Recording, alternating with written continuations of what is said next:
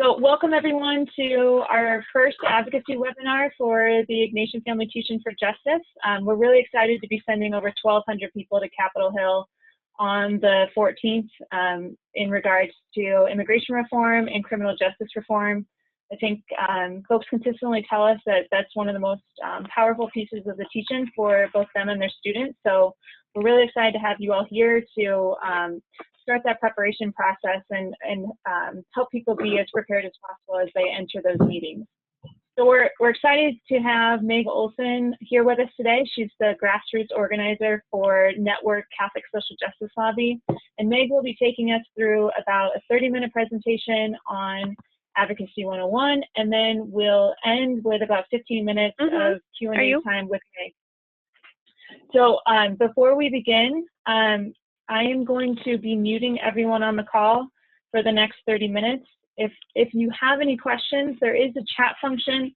Look for that little box that says chat, and you can ask your questions during the session or during Meg's presentation using that function.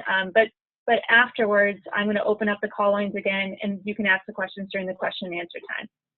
So with that, I'm going to pass it over to Meg. So thank you, Meg, for being with us.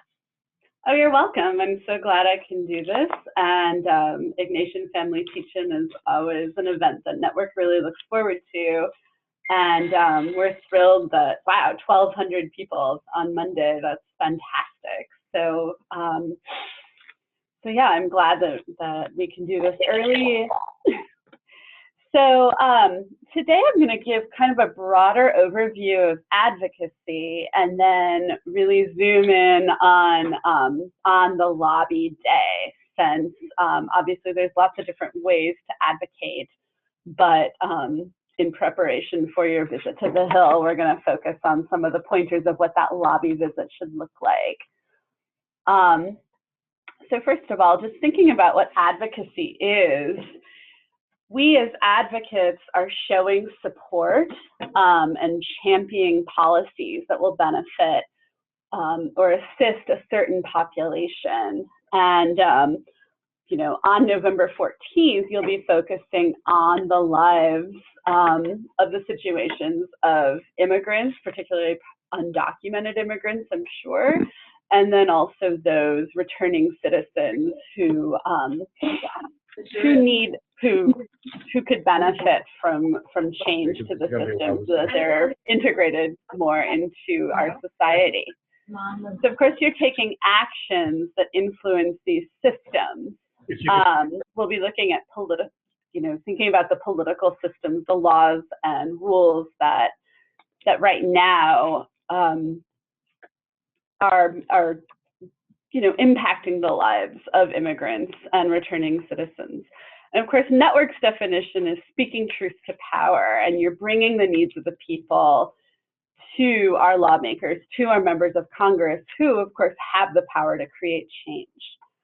All of these words, policies, systems, institutions,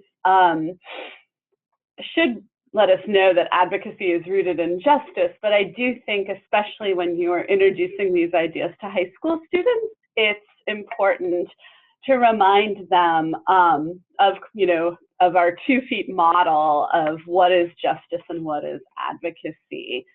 And this is a great tool that at the USCCB that really distinguishes the two.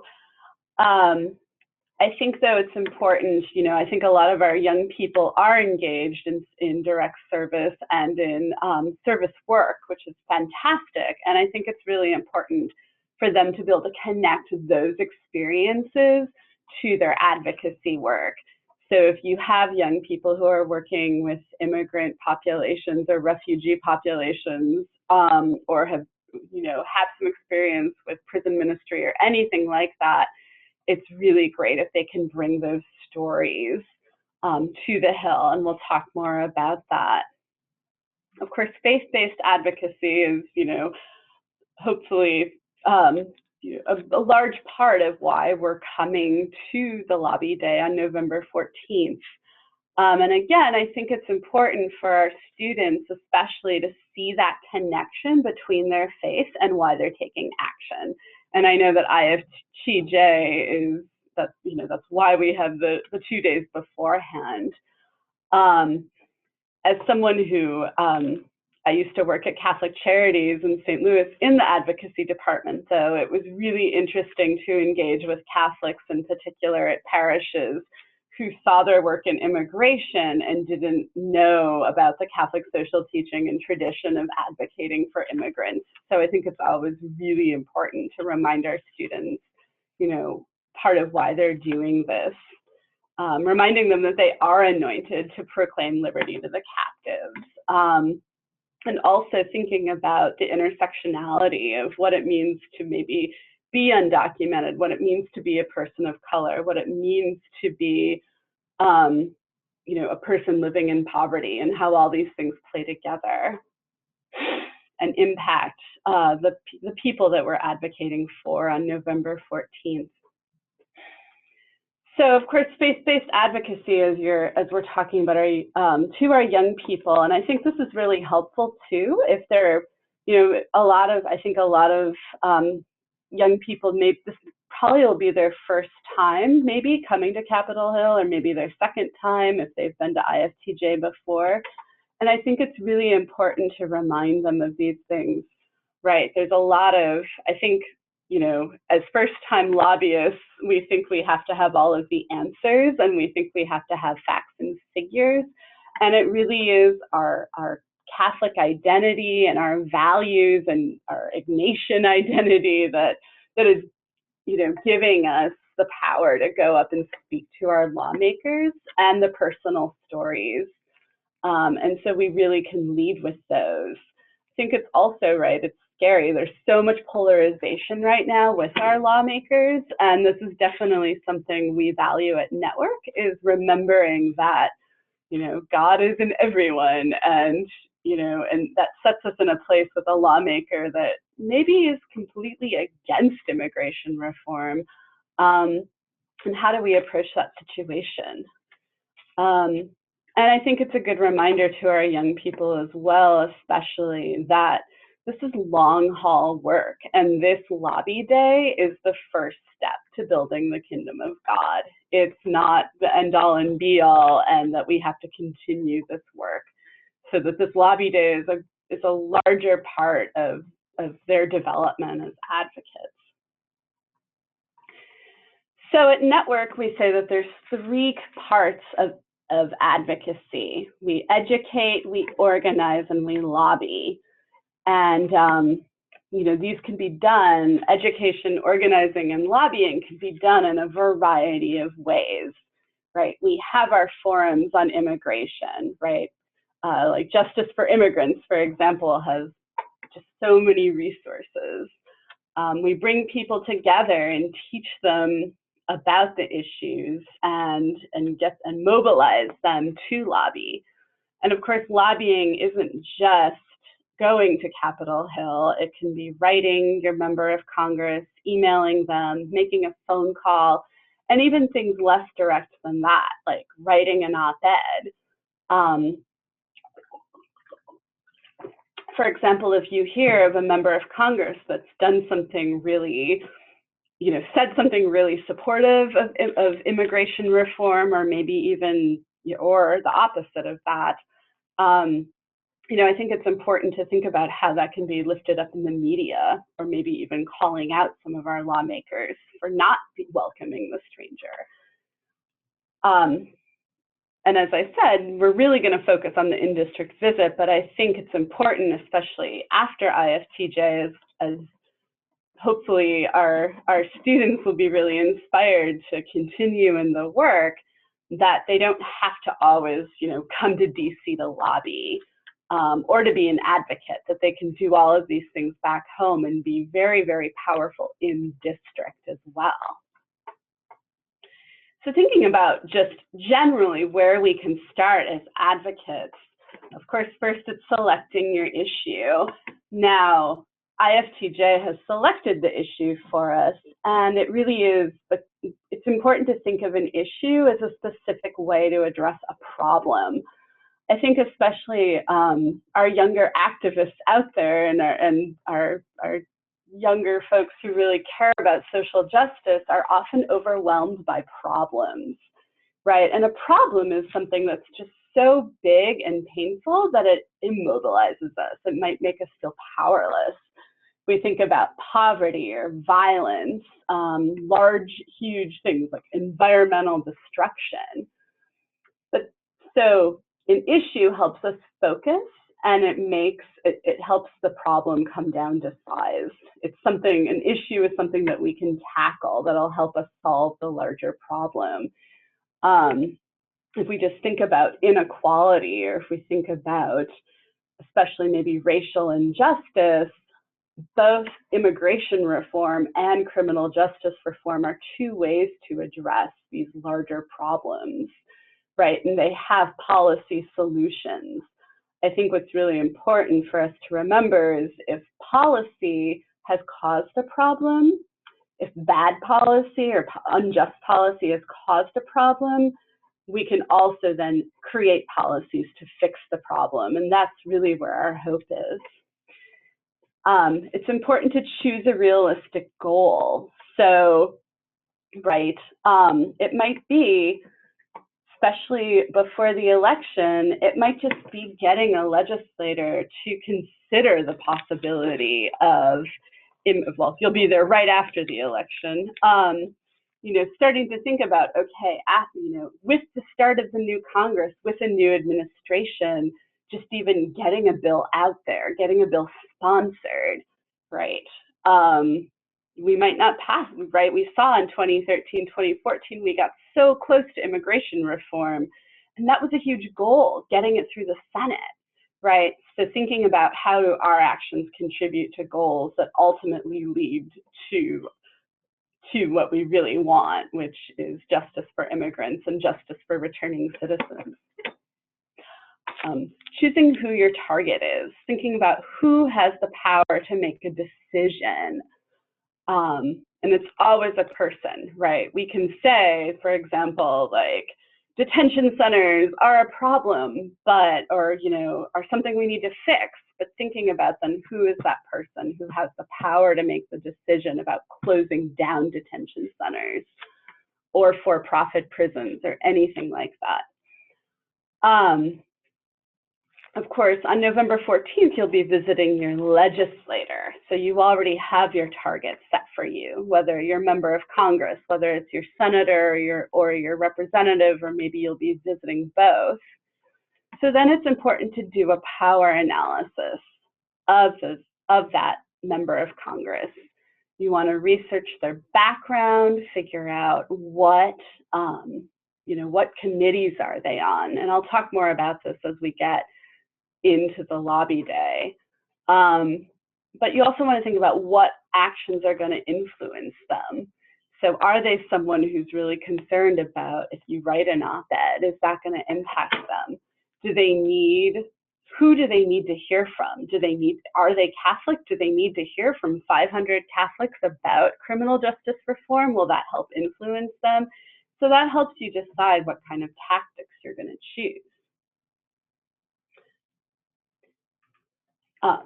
Figuring out the education that your community needs so that they will feel comfortable going into the joining you in the advocacy efforts, comfortable in the lobby day, comfortable writing like a letter to the editor or an email to a legislator. So that's when you back up and you say, okay, like what do our students need to prepare themselves to feel really confident about going in and talking about these issues? And I'm sure that there are talking points and things like that that'll help do that as well. And as I said before, with tactics, like your lobby day is your really big tactic, a really powerful one, but there's lots of other things you can do to influence your members of Congress as well. And I can't say enough how important it is to reflect and evaluate, whether it's just holding a reflection after you've done your lobby day to say, how did this go and what did we hear? And if you're going to continue in the work, thinking about, okay, are we bringing in more people into this movement? how did the legislator respond when he or she had 1,000 emails from her district come in and say, we need you to support this bill? So always looking at how effective you are, both in influencing your member of Congress, but also, just how are we relating to each other as advocates? Are we able to continue being in right relationship with one another as things are, maybe the pressure's getting on, or as we're, putting ourselves into a longer campaign around one of these issues? So as I said, there are lots of different tactics we can use, and I think, I just put a smattering of some on here, and I think, while they might not all be appropriate for the students that you're working with, I do think helping them get comfortable with these different modes is important, especially when it comes to vigils. I know during 2013, 2014, there were prayer vigils and pilgrimages for immigration reform, and all of those were a great way for, stepping back from what was happening, like with the lawmaker, and thinking more about how do we nourish each other and how do we nourish the immigrant community. So, focusing on the policy and focusing on, what's happening with the bill and the state of play, but then also stepping back and thinking, how can we be prayerful about this? How can we be mindful about our work? But of course, on November 14th, you're going to be lobbying. So now I'm going to go into the steps for your lobby visit. So the first thing you really, even before arriving at Ignatian Family Teach-In next month, it's really important to prepare for your lobby visit, especially if you have first-time students who will be visiting Capitol Hill for the first time, or talking to a member of Congress or staffer can seem really intimidating. And this preparation is something I do with our advocate teams here at Network, and definitely something we even do with our sisters. And some of them are seasoned lobbyists, and they know that all of this preparation is necessary. So as I said earlier, you definitely want to research your member of Congress. Find out what committees they serve on, especially for these two issues that you're working on. Are they on a committee that could influence immigration reform? Are they on a committee that makes decisions about our criminal justice system? It's important too to look at what types of bills they have sponsored or co-sponsored or supported in the past, because this will help you know perhaps how they're going to feel about these two issues.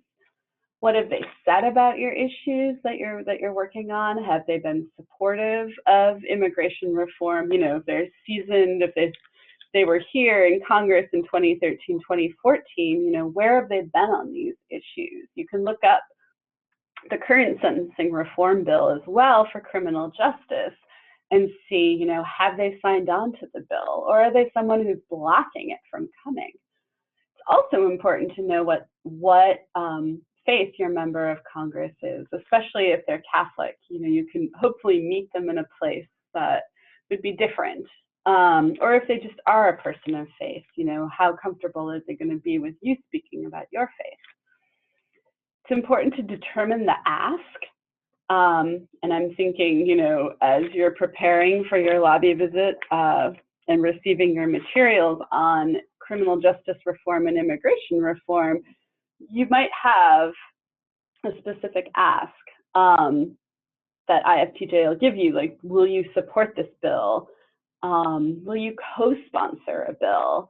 But part of this, and sometimes, especially if you have someone that might not share our values around these issues, the best ask that you can have is, do you promise not to block, right? If it's a senator, will you be sure and not filibuster this bill, right? That was the big fear with immigration reform last time. It's also important to assign roles to the visit. Figure out who's going to be introducing the group. Who's going to be explaining the issues and why it's important? Who's going to be sharing a story either about their own experience with, like maybe you have students who are immigrants themselves or whose parents were immigrants. Maybe they come from a family of mixed status.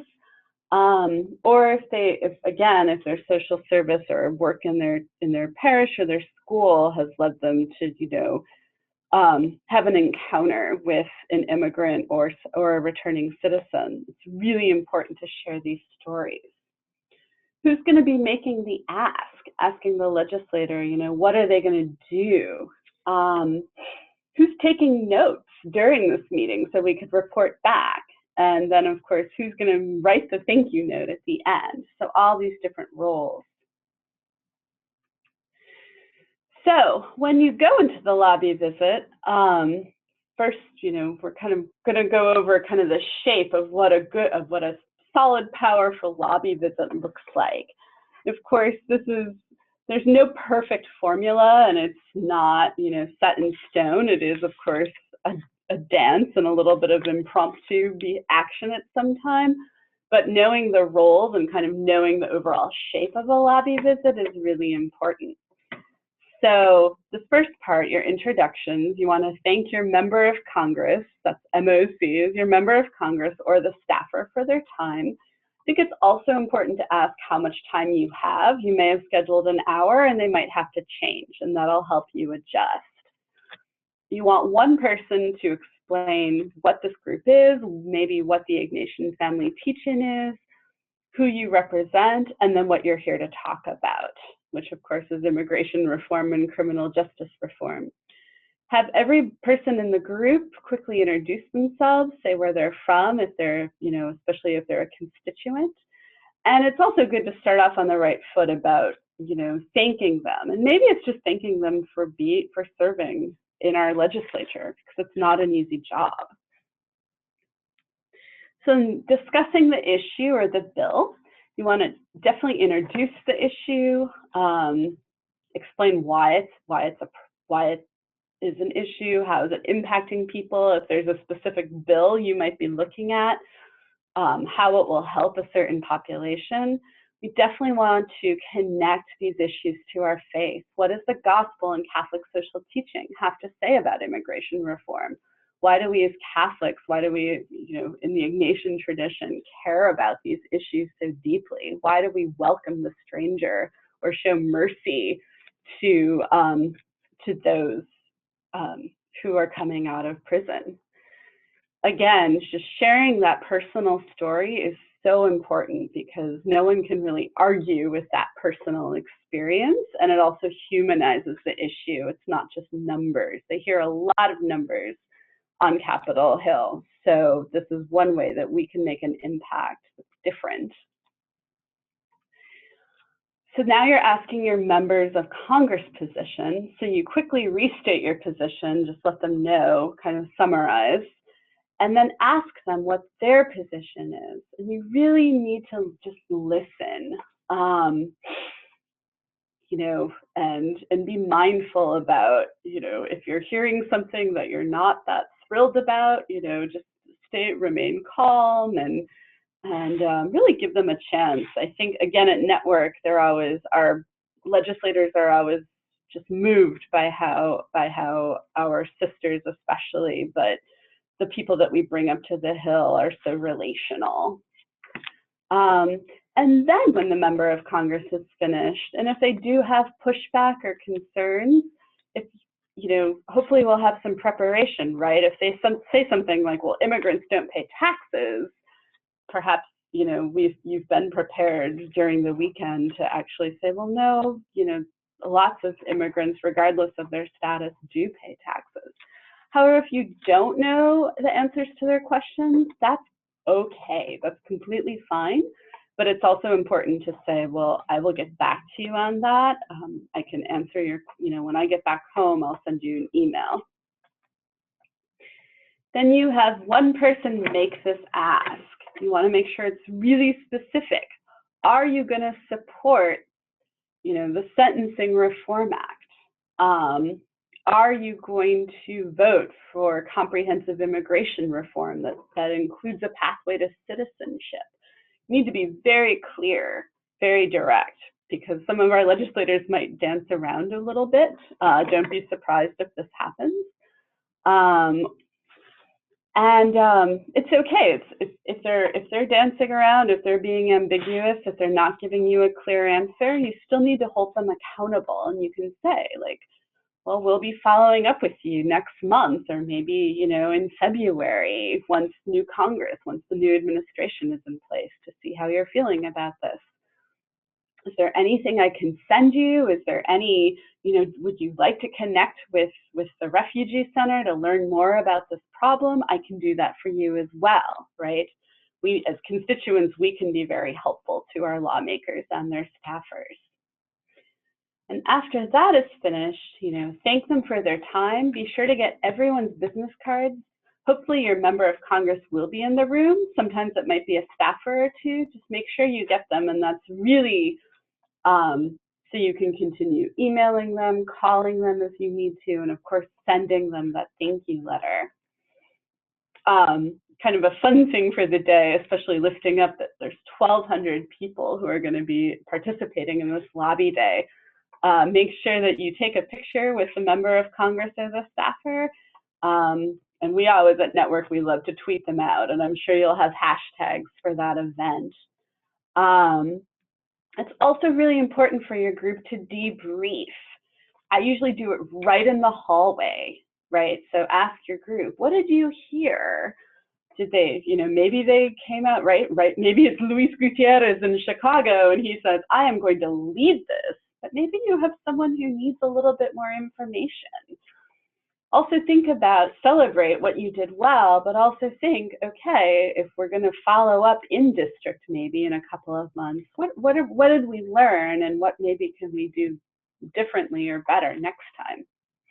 In terms of thank yous, I think it's important to send a quick email right away, but handwritten notes are still like, just make a really big difference in just building that relationship with your member of Congress.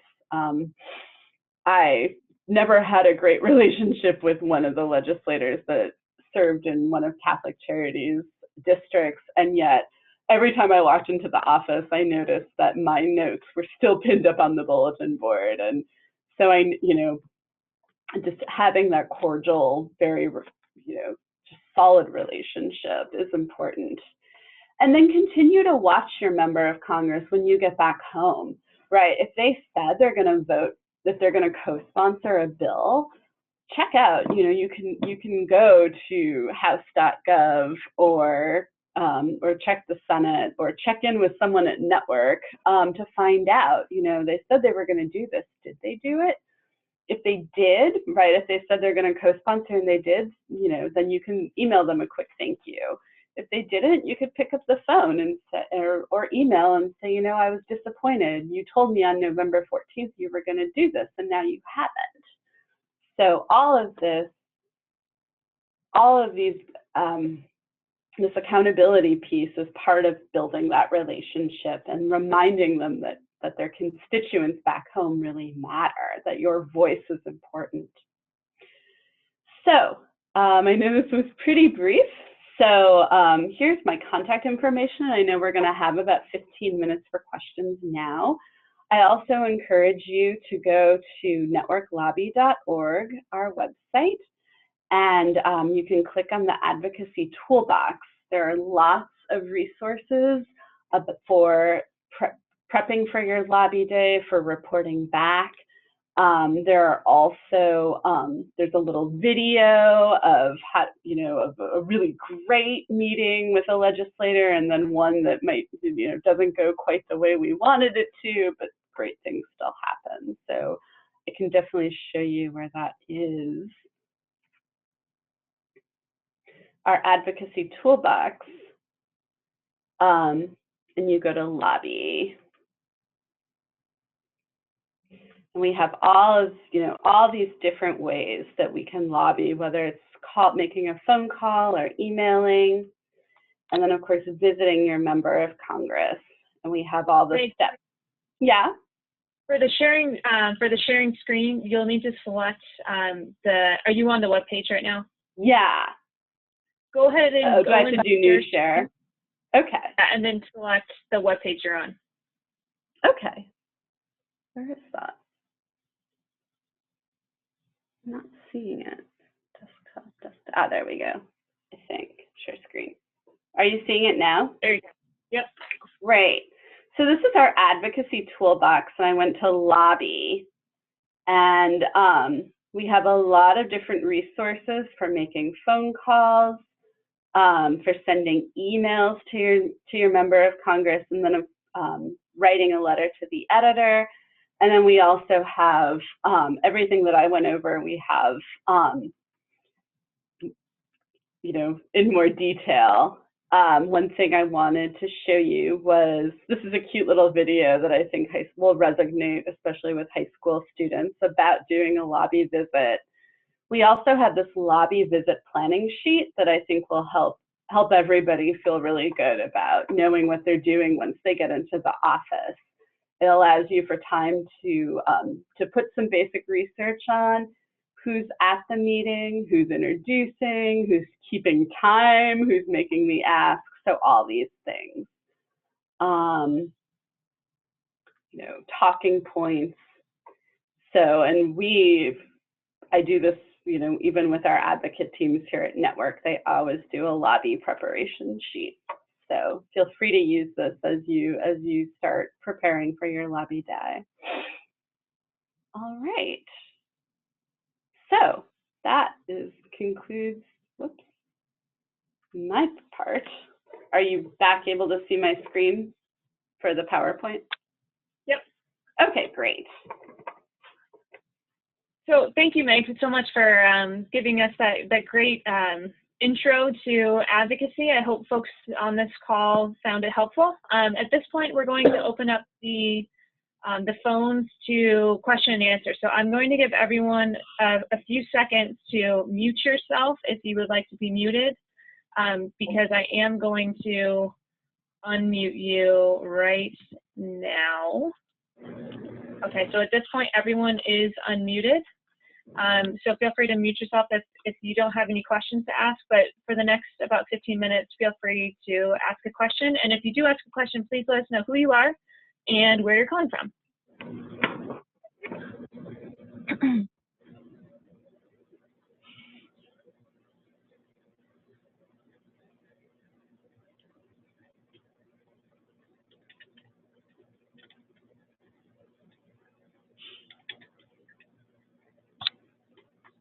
If someone is trying to talk right now and feels like they aren't being heard, then you might want to try the chat box as well, and I can relay what your question is.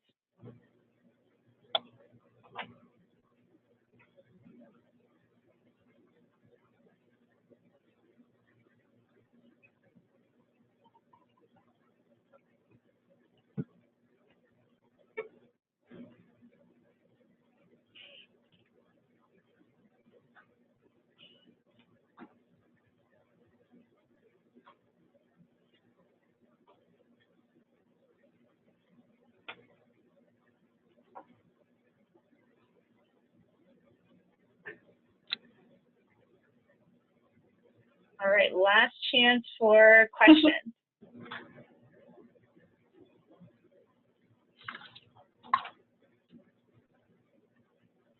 Can you hear me? Yes. Do you have a question? Yeah, I have a question. So my name is Maria Wallawender. I'm a student in St. Louis. So shout out to your former home in St. Louis. Since we'll be visiting our representatives right after the elections, and so much of like the current legislation will be dependent on who is elected, and some of the people we'll be meeting with may or may not still be in office after those elections. Do you have any recommendation for what you said earlier about setting realistic expectations for asking them to support specific bills or things like that, if like there's a very low chance that that specific bill would actually be passed? Should we speak more generally in those kinds of cases, or no? Yeah, I was thinking about all of that as I was doing this presentation and thinking about the timing of IFTJ.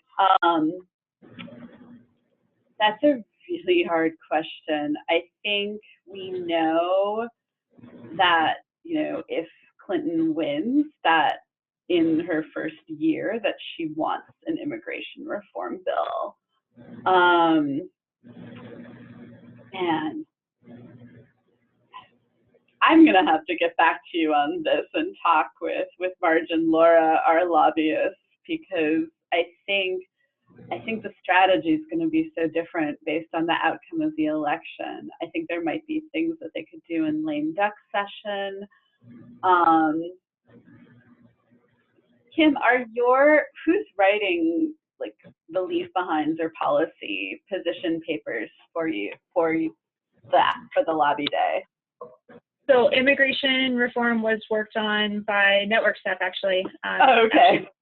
Yeah, and criminal justice reform was worked on by Matt Cuff at the Jesuit Conference. So Okay, a point for folks on this call as well, depending on how the election plays out, we're planning on doing an additional one-pager with an update on strategy, because it could go so differently depending on who is elected. So be on the lookout for that. It'll probably come out a couple weeks before the teach-in. We don't want to change things too much because we know people are already practicing, but those specific asks might change, and especially in how we're nuancing things. We might need to go a lot more defensive in some cases versus asking people to support things. So be on the lookout for that. Great.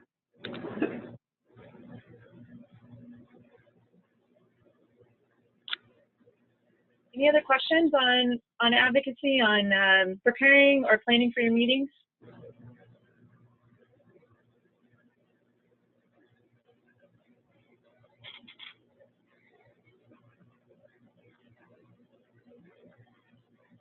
Hi, quick question. Can you hear me?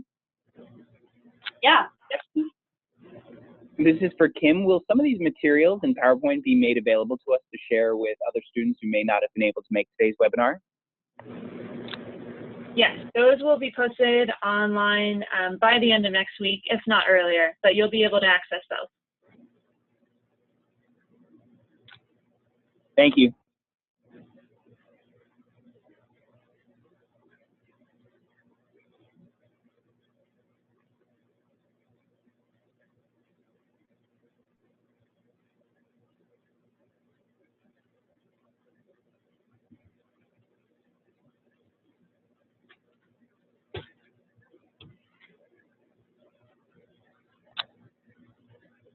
Any last questions before we wrap it up?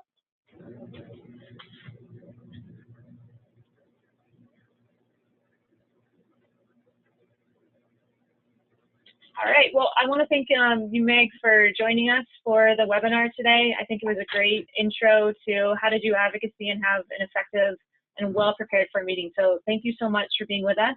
Oh, you're welcome. And thank you to everyone here on this webinar with us. We hope that the rest of your Advocacy Day preparations go well. And if you have any questions, Meg's contact information is there. She's offered up the Network Lobby site as well for some great advocacy resources. We have quite a few resources on our IFTJ page as well, and we're going to be updating those in the next week or so. So look on the Advocacy Day page for the IFTJ. In the next few days, we'll have some new resources up there too. So any questions, please know that you can reach out to me. Again, I'm Kim Miller. I'm the Program Director for ISN. You should have my emails because you found out about this. So please feel free to reach out to us at any point, and good luck. Thanks, everyone. Take care. Thanks. Thank you.